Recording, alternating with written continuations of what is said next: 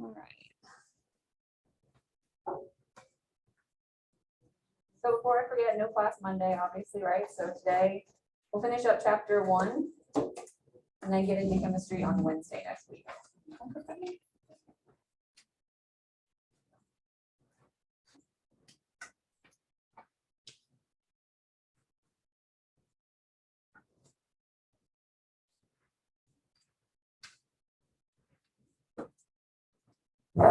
Okay, finished with the organ systems. Just going on Zoom real quick.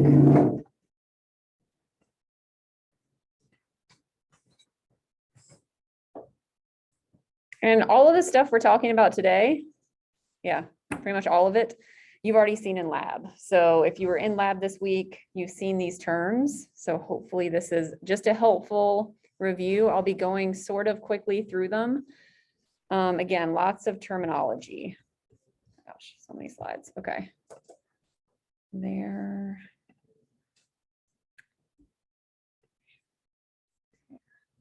Okay. All synced up now. Oop, there we go. Okay, so this should look familiar from lab. Just kind of a general map of the human body. These terms will come up, well, obviously on the first exam, I will show you a diagram with some blanks and you'll have to tell me what part of the body I'm pointing to on the exam.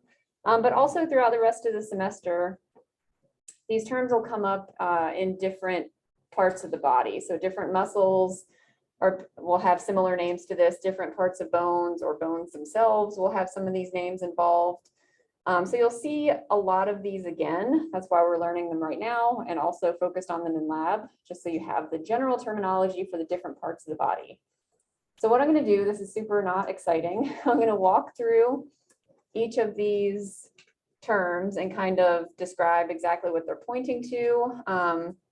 And then I'm going to have you guys kind of self-quiz yourself. So try to focus as much as possible while I'm going through this. If you can learn them now, or at least kind of jot down a way to remember them, it'll be helpful. Will be helpful on the little self-quiz that I have for you and also on the eventual exam. So I'm just going to run through these. Stop me if you have questions about exactly what they're pointing to. If you don't remember how to pronounce them or spell them, don't worry about it right now. You're not going to have to spell them from memory. And if you can't pronounce them, that's fine too. So I'll go through and pronounce them and kind of describe what they're pointing to. All right. And some of these are a little bit different, unfortunately, than what's in your lab manual. Like I said before, A&P, for some reason in anatomy, there's sometimes multiple terms for the same part of the body or part of an organ. I'll point out what you need to know or what you can ignore, but some of this might look just a little bit different from your lab manual. Okay, generally though, it's the same. We'll start at the top. So the skull is generally referred to as the cranial region. Overall, if you're talking about the whole head, it's the cephalic region. The eye is super easy. Well, not super easy. It has two terms, orbital or ocular. That refers to the eye. The nose and mouth are really easy, nasal and oral. You guys know those terms already, right? Nose is nasal, oral is mouth. The cheek is buccal, B-U-C-C-A-L. I don't know where that term comes from, but that's the cheek area. The forehead is referred to as the frontal region. The bone right there is the frontal bone. When we learn the skull, we'll learn that. So frontal. The chin is mental. Mental makes you think kind of brain and head, right? But the mentum is the lower jaw. So mental is the lower jaw region. Thoracic is just generally the chest overall, kind of a really general term, thoracic. The breastbone in the middle, the sternum, that region is referred to as the sternal region. The shoulder is acromial. We went over that in lab. So just the kind of turn of the shoulder is acromial. You'll see that again when we talk about bones. The armpit is axillary. You'll see that when we talk about sweat glands in the integumentary system in the skin. So axillary is the armpit. The arm. In general, brachial refers to kind of the whole arm. Here it's like pointing to the upper part of the arm, but in general, the brachial region is the whole arm. The forearm specifically, if you're just talking about the forearm, is antebrachial. Anti means in front of or before, so it comes before the rest of the arm. Antebrachial. The front of the elbow and the back of the elbow have specific names. The front of the elbow is the antecubital. That's where blood is drawn from. So you'll see that if you continue on in some kind of healthcare and you're dealing with drawing blood. Antecubital. The back of the elbow is olecranon. The olecranon is a part of that bone that makes up the elbow. So olecranal, antecubital, brachial, we got that. Down to the wrist. The wrist is the carpal region. If you've heard of carpal tunnel syndrome, when you have like a sore wrist, that's because it's in the carpal region. The palmar, that's easy. The fingers and the toes both have the same terms. They're either digital or phalangeal. So they're the digits or phalanges. Those are the general term for the bones, but no matter what, fingers and toes are just generally phalangeal or digital. We don't really distinguish at this level between the fingers and the toes. The thumb gets its own name, pollex. We won't really ever use that, but you want to know it. It doesn't really come back up. Okay, to the abdomen. Any questions so far? Like I said, I know I'm going through this quickly, but I want to at least say the words and get them kind of into your brain. Okay, so the abdomen in general is abdominal, super easy. The belly button region specifically is umbilical, where the umbilical cord was attached in utero. Just below that is the pelvic region. So pelvic refers to like pelvis, obviously. On the sides there, so your hips are coxal. The hip region is on the side of the pelvis, basically, that's coxal. If we go right below pelvic, we have the pubic region, which would, like I said, be right below the pelvis. So you have pelvic, then pubic, and then on the sides of that, that's the groin region or inguinal. Inguinal and iliac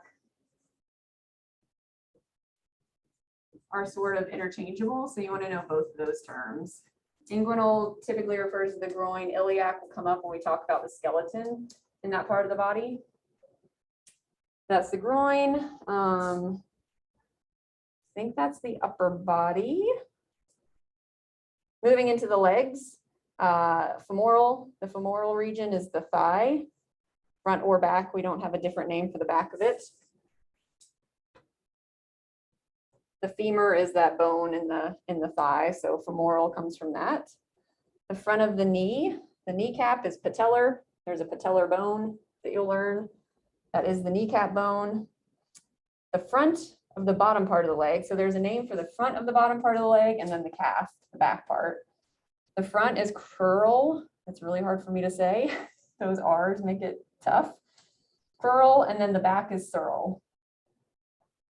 Those terms won't really ever come up again, but like I said, you want to know them for now. They don't come up in bones or muscles when we're learning them, and they're really strange terms. The back of the knee has its own name, popliteal. I really like that word, so I ask about it a lot. So no popliteal, just like the front of the elbow and the back of the elbow have a name, the front of the knee and the back of the knee have a name. So popliteal is the back of the knee. The ankle region is tarsal. We already talked about the digital region. The great toe, the big toe, is hallux. So pollex is the thumb, hallux is the big toe. They get their own special names, I guess, because they're special. Underneath the foot, the sole of the foot is the plantar region. So if you've heard of plantar's warts, that's on the bottom of the foot. The heel is calcaneal. There's a bone there called the calcaneus, so that'll definitely come up again. The butt region is gluteal. There's multiple gluteal muscles that all start with gluteus something, so that'll be easy to remember. Just above that, so the tailbone area, this little triangle is the sacral region. It's it's lowest part of your spine. It's all fused together. So sacral, lower back is lumbar. The back in general is dorsal. So this is pointing to like the middle of the back, but just in general, this is the dorsal region. I think that's it. Oh, the ear, odic. Odic refers to ear. Cervical refers to neck. So the cervical region is the neck.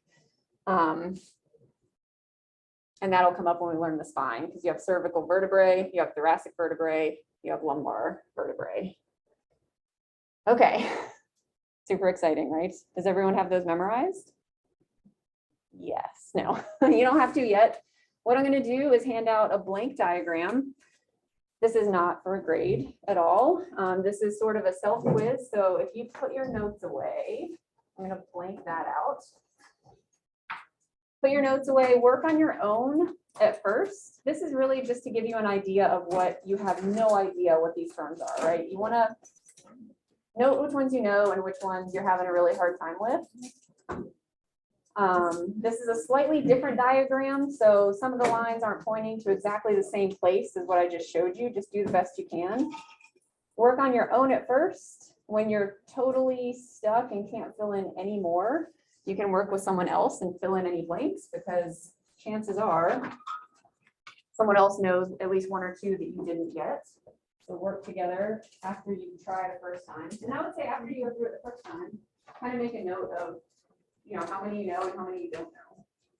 That'll be helpful guide when you're ready to study for the exam.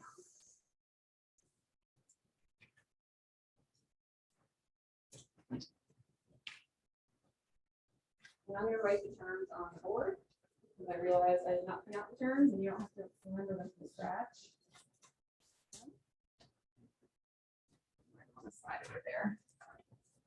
And Catherine, I uploaded a blank version of that if you want to test yourself as well. So this should be, it should say body regions blank on Canvas. So you can look at that and practice right now too if you want to. Okay, the terms. Where's my answers? All right, over here.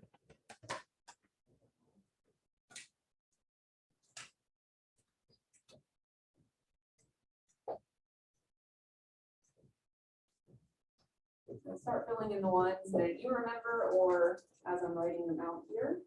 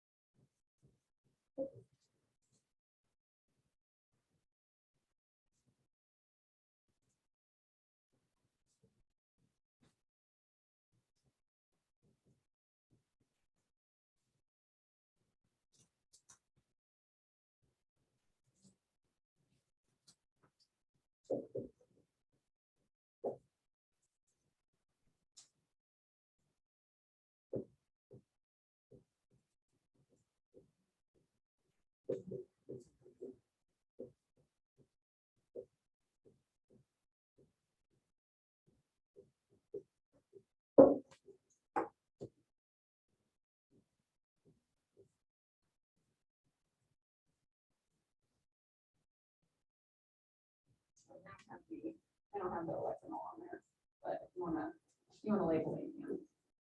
Have a line for that.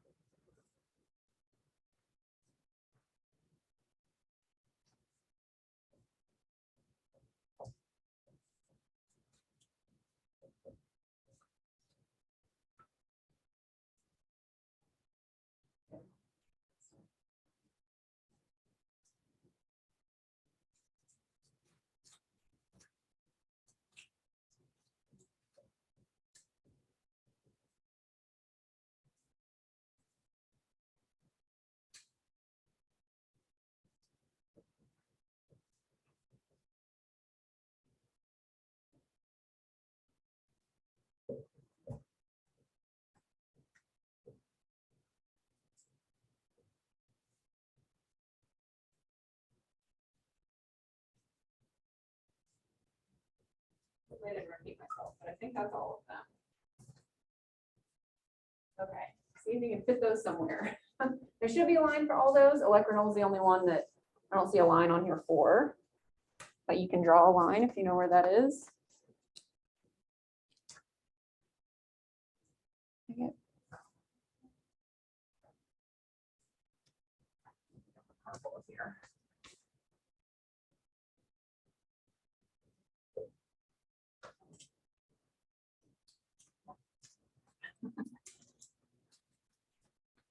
Okay.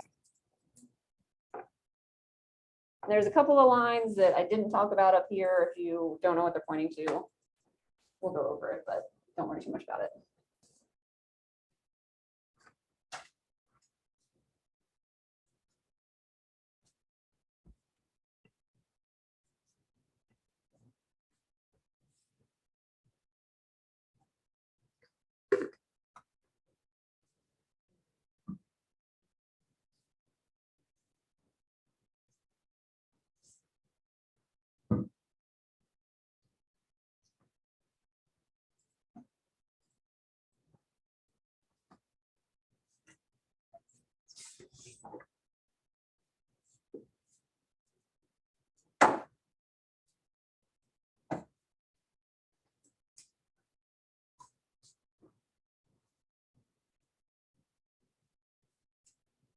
All right, now, if you're totally stuck, go ahead and work with someone else, fill in some other blanks. Try not to use your notes just yet.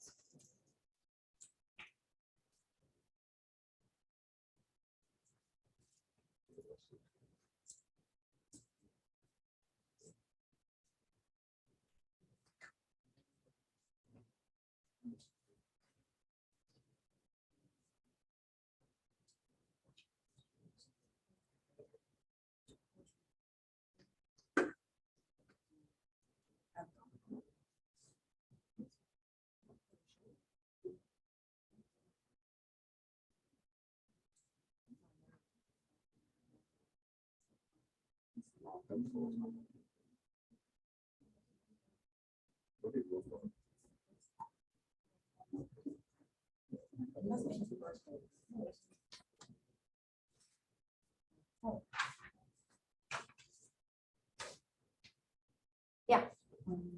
Is this going to the breast now? I'd say that's thoracic. Yeah, so, yeah, that's not, I call that a breast milk, so just call that thoracic. Yeah.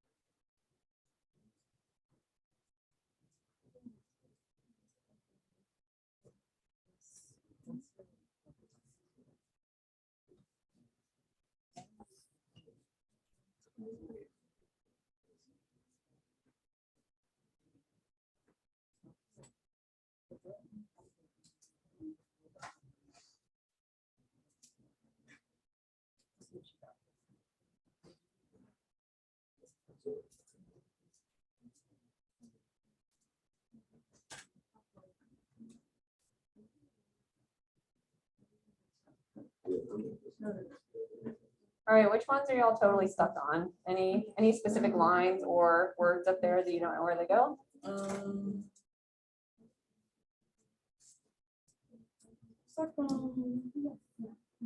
What's that one at the very bottom, like 22 or what? This one or that one? That one is not one we went over. So in your lab manual, that's listed as fibular, but that's not one I just mentioned. You still want to know it. So I'm glad you brought that one up. The fibula is the bone on the outside of your shin. So that's the fibular region. What would this one be? The front of the shin. You guys know that one? Curl. Yeah, that word that I can't stand. So that's curl. Yeah. Can you go over like the Yeah, the pelvic region is the tough one. And this is pointing to slightly different areas. So yeah, the pelvic area is tough. First, that the area right under the abdomen, you guys remember what that's called, that horizontal region? Right under the abdomen, under the umbilical region. That's the pelvic, yeah, so. Sorry, this isn't right very well, but that's pelvic. The hips, what are the hips? Coxal, so that's gonna be this on the side, coxal.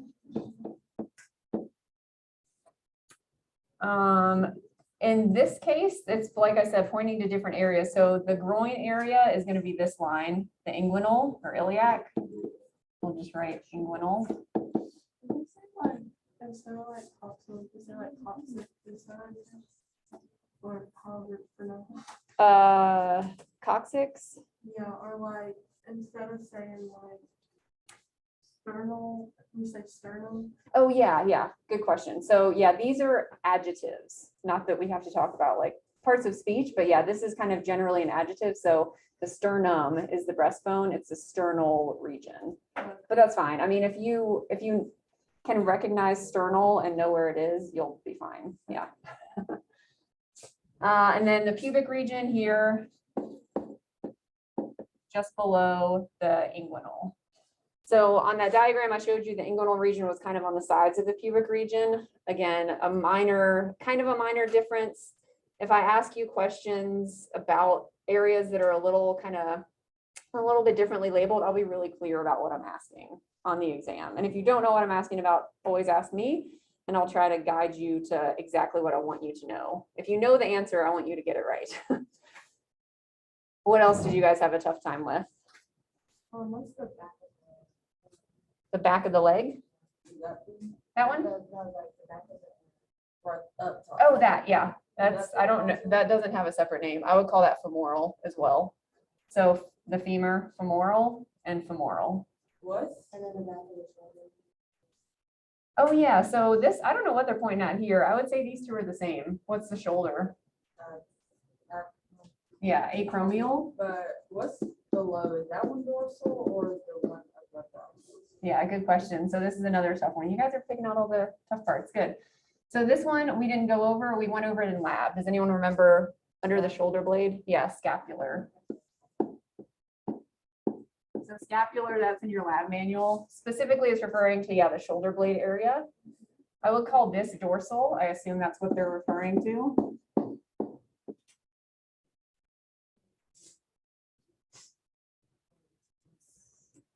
And then what would these be below, like the lower dorsal region? Lumbar, lower back, and then sacral. Yep. So sacral is that triangle just above the butt. Okay, what else? What?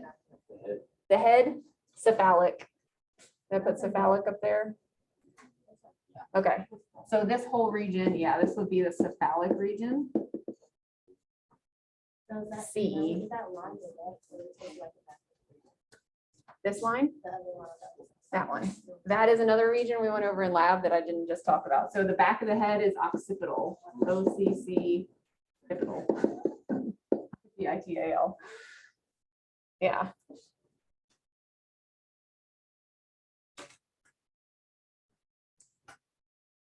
Yeah, that refers to the bone in the back of the skull as well.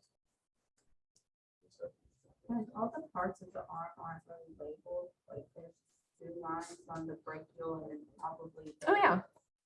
Yep, so that would be, yeah, I'd say that's brachial. They don't have antebrachial, a line for antebrachial. What, which one's brachial? This would be brachial. I would say brachial is the whole arm. Is this one right here below it antebrachial? That's antecubital. Antebrachial is the forearm. There's no line to it here. So this area would be antebrachial. And what did you say that one above it was? That is antecubital, the front of the elbow. Antecubital.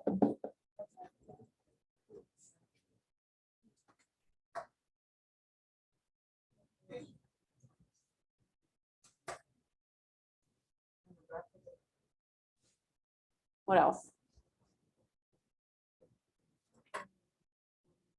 Yes. On the left side, the third line down. That one? Yeah. That is the neck. So that's cervical. C-E-R-V-I-C-A-L. Cervical.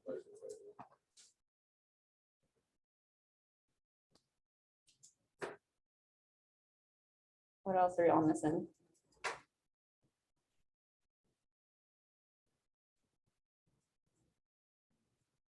Good. The one under sternal. The one, this one or that one Yeah. on the right? Yeah. That's the armpit. It's not a very good label. That's axillary.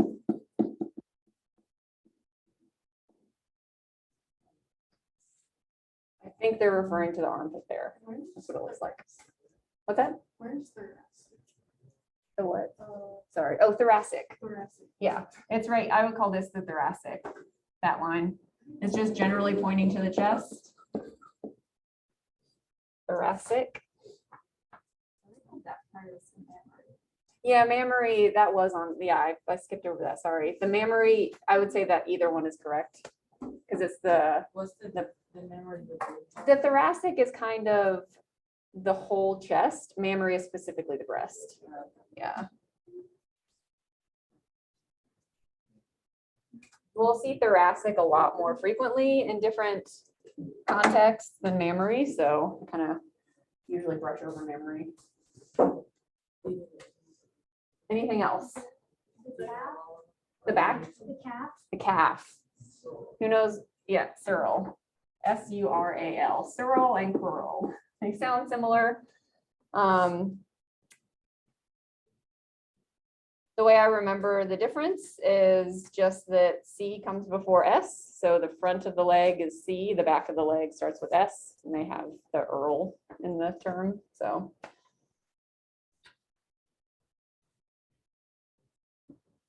All good? Okay, like I said, there's a blank one of these on Canvas. Maybe I didn't say that. There's a blank one of these on Canvas, so you can print it out and practice if you want to. Or you can print out the one I have in the PowerPoint and kind of white out the answers and practice that way too. And for lab, if you have me for lab, I uploaded a blank diagram as well. So lots of different ways to practice. The best way to learn these is just to quiz yourself with, you can have the list, like write out the list if you want to, the list of words, because I'm not going to ask you to know them from scratch, but just try to put them where they're supposed to go. Are we gonna have like a diagram of this and have to fill it in? Well, no, not fill it in. So what I typically do on exams is I'll have a diagram like this with a bunch of lines, and maybe here I'll put A and I'll say, what is A? And you'll have 4 choices. Yeah. Okay, sweet. Good deal.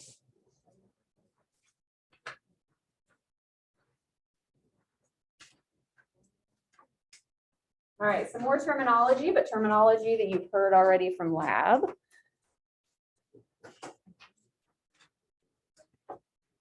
We're going to get into the body cavities next.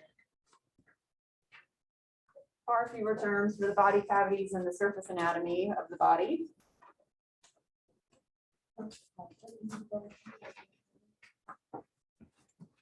And these will come up, you know, kind of throughout the semester. I'll assume after this point, you kind of know these cavities and these general regions of the body. The easiest one, I would say cranial and spinal. There's not really too many other terms you can confuse with that.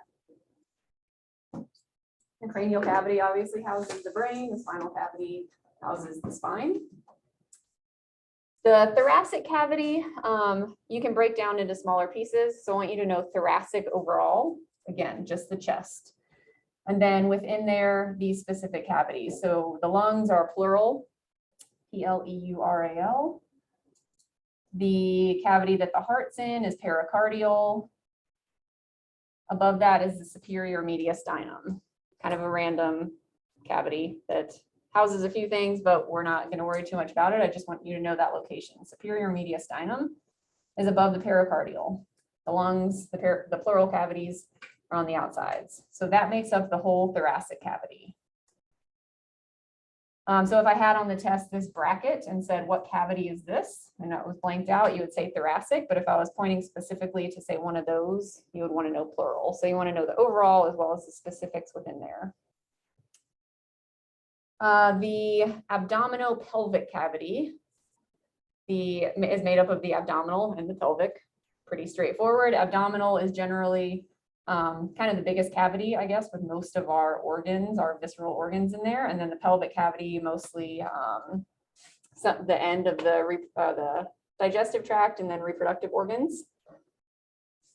So abdominal cavity, there's not really an exact distinction, at least on this diagram, between abdominal and pelvic cavities. But if I would point to a very specific area if I wanted something other than the whole abdominopelvic. The delineation between thoracic and the abdominopelvic is the diaphragm. That's the muscle that helps you breathe. So it contracts and relaxes to inflate or deflate your lungs. I think that's pretty much everything on there. Questions about the cavities? You've seen these before. Hopefully that's a review. The regions of the abdomen. So this is pretty much a repeat of lab, right? We can divide the abdomen into either 4 quadrants or 9 regions. The 4 quadrants are pretty easy. The most important thing to remember for either of these is that when we talk about right and left, we're talking about the patient's right and left. So not, is it on your right or your left? Is it actually their right or their left? So it's going to be opposite of yours. So right and left upper, right and left lower. I won't really ask about that because that's pretty simple and straightforward. For lecture, you don't need to know what organs are found in each of these like we did in lab. The 9 regions are a little bit more difficult. So I think I have 2 out of the 3 sections of lab. I think Mr. Eagle only has 1. So you've probably heard this already, but for those of you who don't have me for lab, if this is helpful, I want to kind of repeat myself for how to remember these regions. So we're going to go down the sides first. You have the right side and the left side. As long as you can remember it's the patient's right and left, you're on the right track. At the top, hypochondriac, hypo means below, chondriac refers to the ribs. So it's just below the ribs. So under that rib cage, you have a right hypochondriac and a left hypochondriac. Lumbar, you know that term already. That's kind of the lower back area. So right and left lumbar is just the lower region of the abdomen. And then iliac and inguinal are interchangeable. Of course, I erase that. But for your purposes, you want to know both of them. So iliac equals inguinal. That goes for this terminology as well for the abdominal region. So the right iliac or right inguinal and left iliac or left inguinal. And then the middle is pretty simple if we break down the words. Umbilical, you know, is the belly button. So that's going to be the central region, the umbilical region. And then you have one that's above the stomach and below the stomach. Epi means on top of, gastric refers to stomach. So epigastric on top of the stomach, hypogastric below the stomach. Hypo is below. So hopefully those word breakdowns sort of help you remember some of that directionality in the abdomen.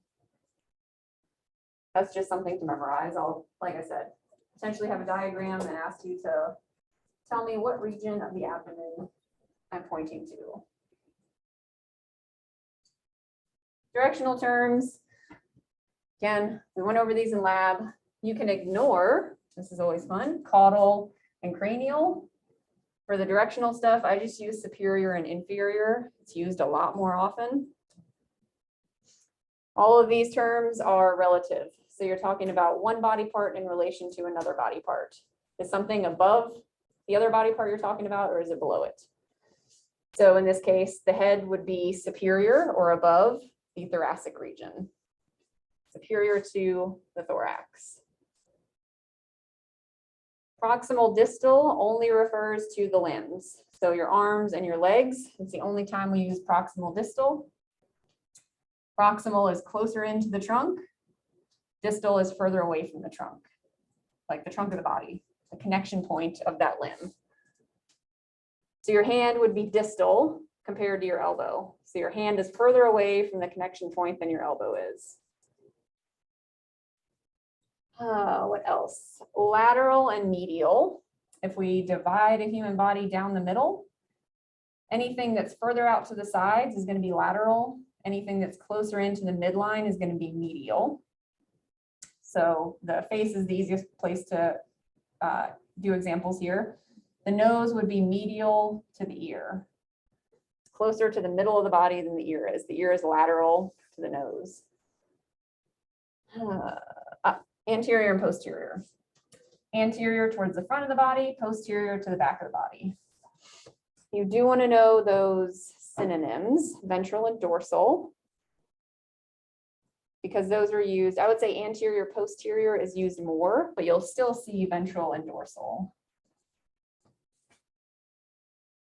Okay, questions about any of those?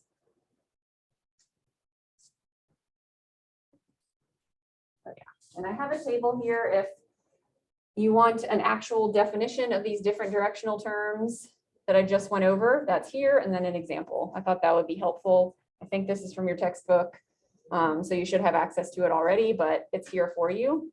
Superficial and deep are two that were not on that diagram on the previous slide. Superficial just means something that's closer to the surface of the body. Deep means something that's more internal. So a muscle would be deep compared to your skin. We won't use those as much, at least not in AMT1.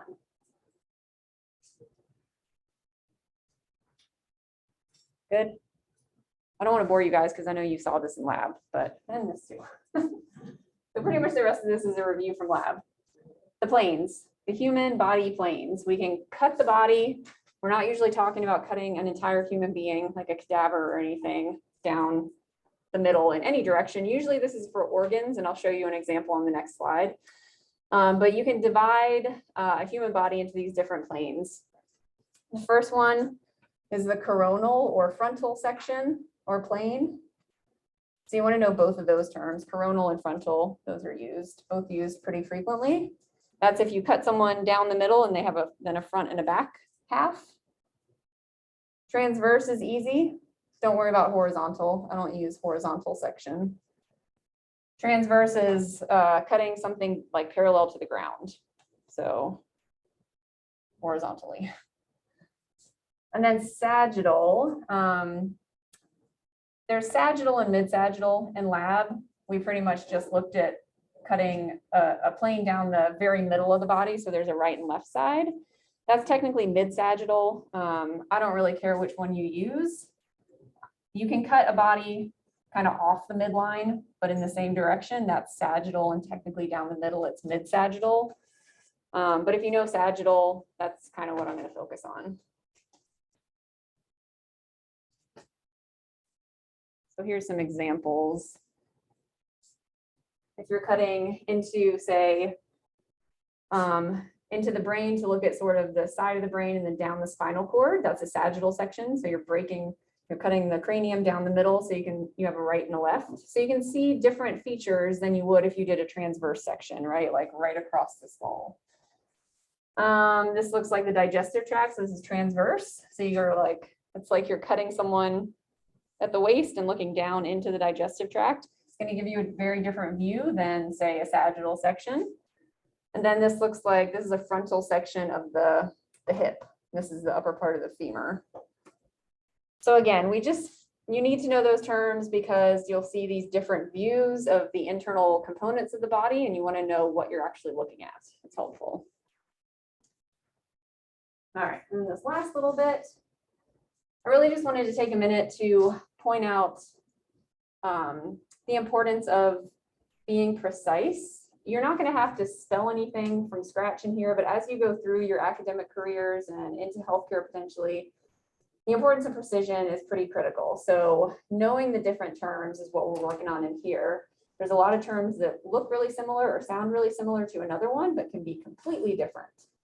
So obviously, if you're in the healthcare industry, mixing those up can have some major negative consequences. So being precise is really important.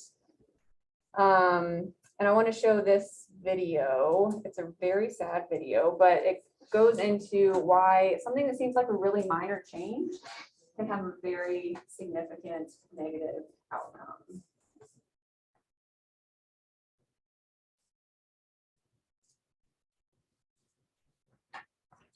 Eat half a teaspoon of this before 10 p.m.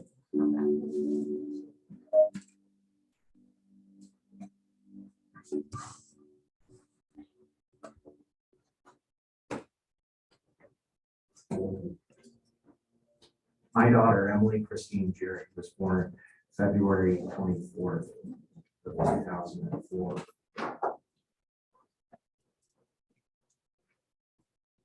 She was playing in the backyard with her brother and sister, Nate and Catherine. And I noticed that every so often, Emily would stop and grab her side and wince. After witnessing this occur 3 or 4 times during the course of the afternoon, neither one of us as parents really thought much of it, but we knew that we needed to take her in to have her checked out. We took Emily to a leading pediatric facility in Cleveland, Ohio, and they had decided to run Emily through the MRI scanner. And there was a grapefruit-sized mass in Emily's abdomen. They prepared us to expect the worst. They set our expectations, expect that your little girl is going to lose a significant amount of weight during the course of treatment. She's going to lose her beautiful blonde ringlets. She'd be vomiting most likely and things of that nature. She didn't start losing those beautiful blonde ringlets of hair until January of 2006. But I knew in the back of my mind that quite possibly the tumor wasn't responding to that course of treatment. So the decision was made to run Emily through the MRI scanner again. Emily's tumor had completely disappeared. There wasn't even any residual scar tissue remaining in her abdomen that they had anticipated. A miracle had occurred. And those are the caregiver's words, not mine. At this point, they recommended one final 3-day round of chemotherapy, just to make sure that there wasn't any residual cancer cells remaining. I arrived about 10 or 15 minutes after they had started Emily's IV that day. And when I walked into Emily's treatment room, Emily was unconscious. I was thinking to myself, how could this have happened? I mean, she was just fine. What was found to have happened was the clinical pharmacy that day ran out of standard bags of saline with 0.9% sodium chloride. And so this young pharmacy technician decided to take an empty compounding bag. And she saw 3 vials of what's called hypertonic saline, which is 23.4% in concentration. She filled this empty compounding bag with those 3 vials of hypertonic saline and used that as the base solution for Emily's chemotherapy that day. She thought she was doing the right thing. That Wednesday was when my wife and I had to make the most difficult decision of our lives, which was after multiple EEG showed little to no brain activity. The decision was made to take Emily off of life support. That day is still a blur to me emotionally. I was packing some of Emily's things from her treatment room into the back of our SUV, which happened to be parked on the top floor of the parking garage at the facility that day. And I saw the car seat in the back of that SUV. And I was thinking, maybe I should just take a flying leap off this parking garage and go and join my little girl. I'd never had those kind of thoughts or feelings before in my life. And it was almost at that moment that I decided to embark on this career. I don't want to say that it was chosen, that I chose it. I believe it was chosen for me. And work so passionately on through my advocacy efforts to try to find or be an active part of the solution to preventable medical errors. And so in striving to be part of the solution, I've been working very hard through the programming of the Emily Jerry Foundation. I believe that we can get to 0 deaths in the United States from preventable medical errors, because they're just that, preventable. Sorry to end on such a negative note, but I really want you guys to take that with you as you continue on. Something really minor, 9% to 23% saline solution, seems minor. It can have obviously a devastating consequence. All right, you guys have a good weekend. I'll see you Wednesday. No class on Monday. Or I'll see you Tuesday if